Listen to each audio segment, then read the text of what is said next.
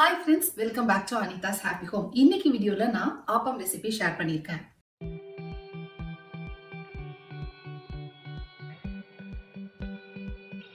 இன்னைக்கு ரொம்ப ஈஸியான சிம்பிளான இந்த ஜஸ்ட் 3 இன்கிரிடியன்ஸ் மட்டும் வச்சு செய்யற ஆப்பம் ரெசிபி தான் ஷேர் பண்ணியிருக்கேன். பிகினர்ஸ்க்கு இல்ல எனக்கு வந்துட்டு நிறைய டைம் எல்லாம் இல்ல, எனக்கு வந்து டக்குன்னு செய்யணும், அந்த மாதிரி ரொம்ப சிம்பிள் மெத்தட் வேணும் அப்படின்றவங்களுக்கு இந்த ரெசிபி ரொம்ப யூஸ்ஃபுல்லா இருக்கும். இதுக்கு வந்துட்டு நமக்கு வந்து வெறும் பச்சரிசி, தேங்காய் பூ, அதுக்கப்புறம் வந்து பாத்தீங்கன்னா நம்மளோட சோடா உப்பு, பேக்கிங் சோடா, இது 3 தான் தேவைப்படும். சில பேருக்கு வந்து பேக்கிங் சோடா யூஸ் பண்ணி செய்யற ஃபுட் சாப்பிட்டா வந்து ஒத்துக்காது. அந்த மாதிரி இருக்கிறவங்களுக்கு நான் பேக்கிங் சோடா இல்லாம எப்படி ஆப்பம் செய்யறதுன்னு சொல்லிட்டு செப்பரேட் வீடியோல போடுறேன். உங்களுக்கு வந்து ஆப்பம் வந்து சாஃப்டா இல்ல அப்படின்னா அதுக்கு முக்கியமான காரணம் ஒண்ணு மாவு புளிக்காம இருந்தது அப்படின்னா கொஞ்சம் அழுத்தமா இருக்கும். அப்படி இல்லைன்னா பேக்கிங் சோடா நீங்க ரொம்ப கம்மியா போட்டுட்டீங்க அப்படின்னாலும் அழுத்தமா இருக்கும். இப்ப வந்து பாத்தீங்கன்னா ஒரு அரைப்படி அரிசி நீங்க ஊற வைக்கிறீங்கன்னா அதுக்கு நீங்க வந்து தாராளமா ஒரு அரை டீஸ்பூன் அளவுக்கு, டேபிள் ஸ்பூன் கிடையாது, அரை டீஸ்பூனுக்கு கொஞ்சம் கூடவே நீங்க பேக்கிங் சோடா போடலாம். அதே மாதிரி பேக்கிங் சோடா போட்டதுக்கு அப்புறம் ஒரு 5 நிமிஷமாவது நீங்க அதை கலந்து வச்சுட்டு அதுக்கப்புறம் ஊத்துங்க. இந்த 2 விஷயம் மட்டும் நீங்க மைண்ட்ல வச்சுட்டீங்கன்னா ரொம்ப ஈஸியா சட்டுன்னு வந்துட்டு இட்லி தோசைக்கு மாவு அரைக்கிறப்பவே கொஞ்சமா அரிசி ஊற வச்சு நல்ல சாஃப்டான ஃபிளஃபியான ஆப்பம் செஞ்சிடலாம். இன்னைக்கு நான் வந்துட்டு ஆப்பம் கூட தேங்காய் பால் தான் சர்வ் பண்ணியிருக்கேன். நெக்ஸ்ட் டைம் வந்து நான் ஆப்பம் வித் சொதி நான் ஷேர் பண்றேன். இன்னைக்கு வந்துட்டு நம்ம வந்து பேசிக்கான சிம்பிளான ஆப்பம் எப்படி செய்யறதுன்னு பார்க்கலாம். வாங்க வீடியோக்குள்ள போகலாம்.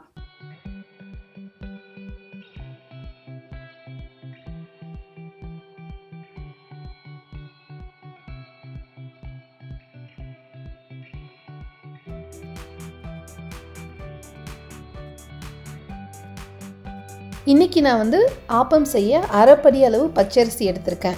கப் மெஷர்மெண்ட்டில் அப்படின்னா 2 கப் ஃபுல்லாக எடுத்திங்கன்னா சரியாக இருக்கும். இந்த அளவு அரிசிக்கு நமக்கு வந்துட்டு ஒரு அரை கப் அளவு தேங்காய் தேவைப்படும். ஃப்ரெஷ்ஷான தேங்காய் திருவி வச்சுருக்கேன். நம்ம அரிசியை வந்து குறைஞ்சது ஒரு 3 மணி நேரம் சுத்தமாக வாஷ் பண்ணிவிட்டு ஊற வச்சிடலாம். அரிசி ஊறினதுக்கப்புறமா நம்ம தேங்காவை முதல்ல கிரைண்டரில் போட்டு அரைச்சிட்டு தேங்காய் நல்லா அரைப்பட்டதுக்கப்புறமா அரிசி போட்டுக்குங்க. நீங்கள் அரைக்கிறப்பவே வந்து கொஞ்சமாக உப்பு சேர்த்து அரைச்சி எடுத்துக்கலாம். நம்ம இட்லிக்கு அரைக்கிற மாதிரி நல்லா ஃபைனாக அரைச்சிக்கணும். மாவு நான் அரைச்சிட்டேன்.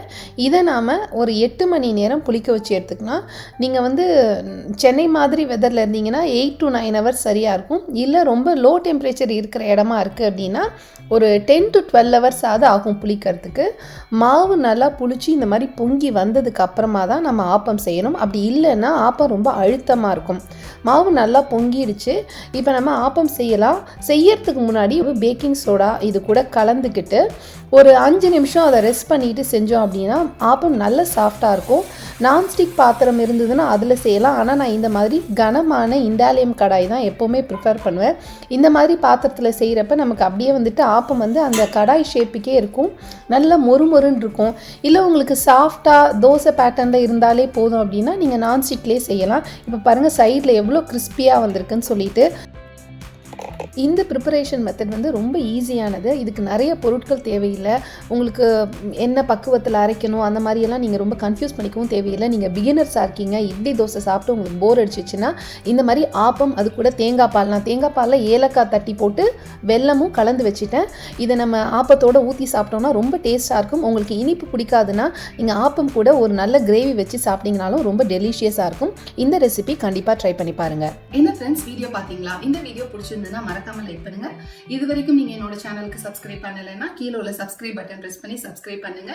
இந்த ரெசிபி ட்ரை பண்ணிட்டு எப்படி இருந்ததுன்னு சொல்லிட்டு உங்களோட கமெண்ட்ஸையும் என்கிட்ட ஷேர் பண்ணிக்கோங்க. நெக்ஸ்ட் இன்னொரு இன்ட்ரெஸ்டிங் ரெசிபியோட உங்களை நான் மீட் பண்றேன். அது வரைக்கும் be happy, be cool, bye bye.